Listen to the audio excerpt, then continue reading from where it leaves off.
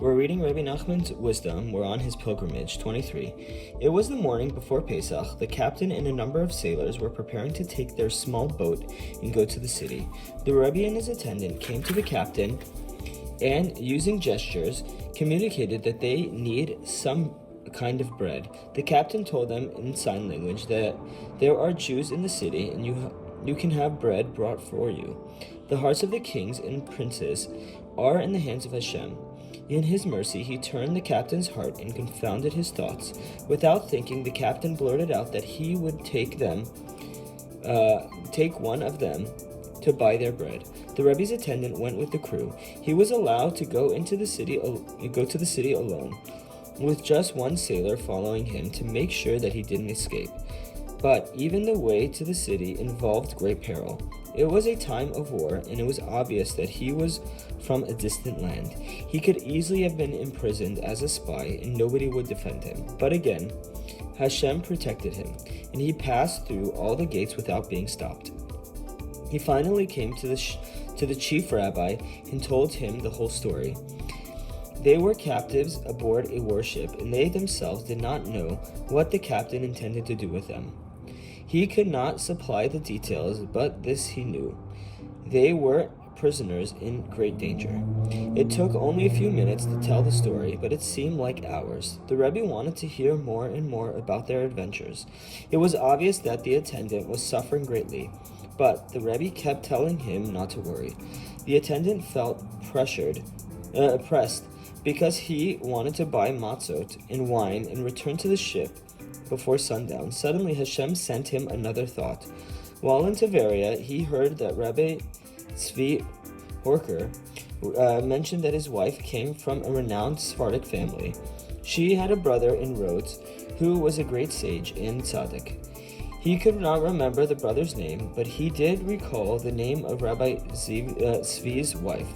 He asked the Rebbe if he knew a sage who had a sister in Tiberia, and the rabbi said he did. He notified this sage and told the attendant to hurry to his house. By the time the attendant arrived, the sage had already been apprised of everything the attendant had told the chief rabbi.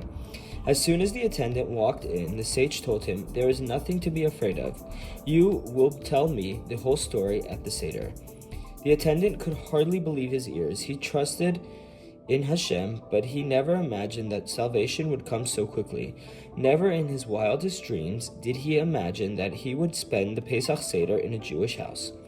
The sage said, "We have already placed a warrant of seizure on the captain and the ship, and he will allow you to leave the ship.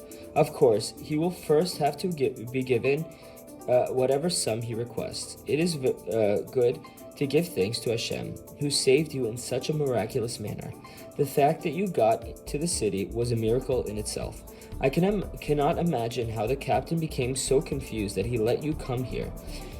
He is a known thief, and his wickedness has roots going back countless generations. He is a descendant of the 5 lords of the Pelishtim, which is how he signs his name.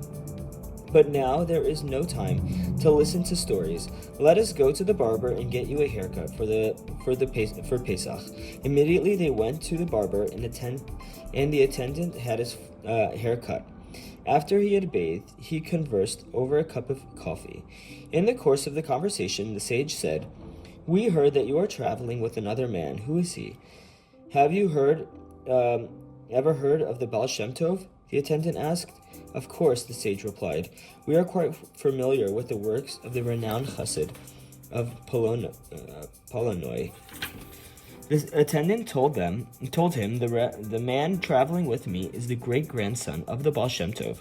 He is also a grandson of Rebbe Nachman of Breslov, and you will see soon that he is also a sage in his own right." The sage was overjoyed. "To rescue even a simple person is a very great mitzvah," he said. "But now Hashem has given me the opportunity to redeem a man who descends of such holy roots."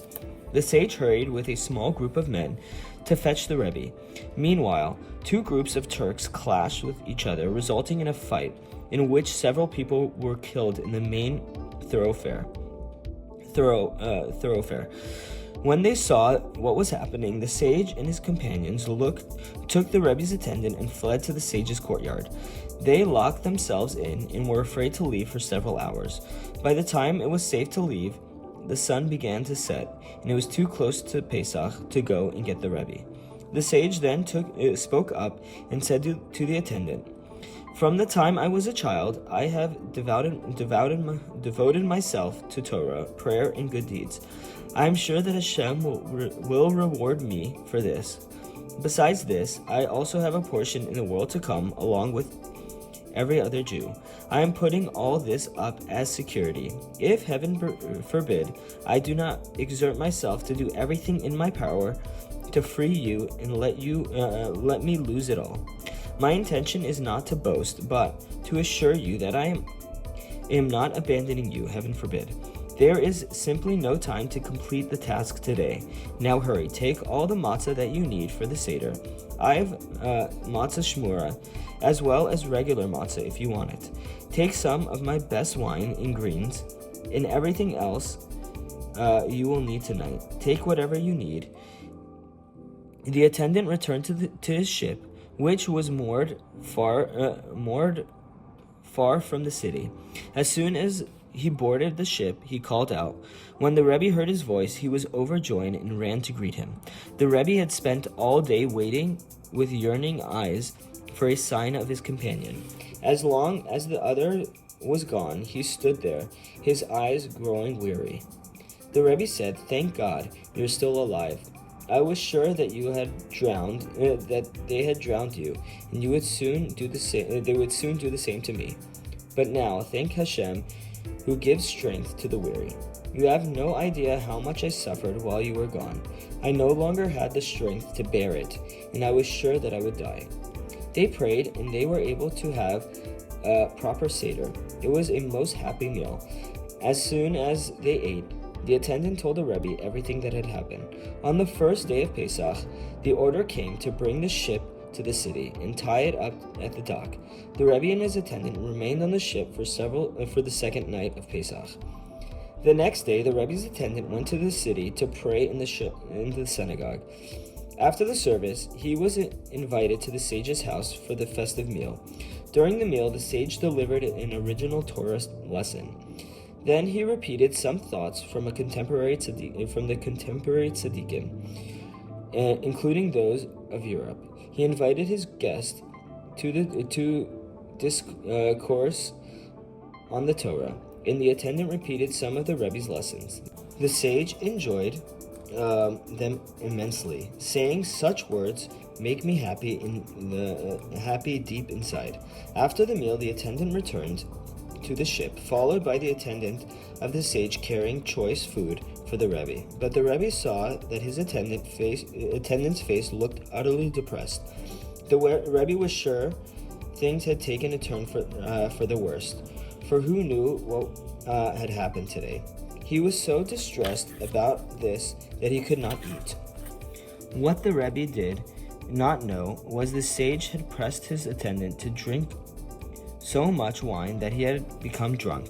This was why he looked so depressed. The Rebbe tried to question him, but he was in too much of a stupor to respond. The Rebbe's attendant went to sleep for a few hours. It was only when he woke up that he realized what had happened. He laughed and told the Rebbe, "I didn't know that I was drunk." The sage was so happy that he kept asking me to drink. Before I knew it, I had taken too much wine. He told the Rebbe everything that had happened at the sage's house. Fully reassured, the Rebbe ate his festive meal with joyfully.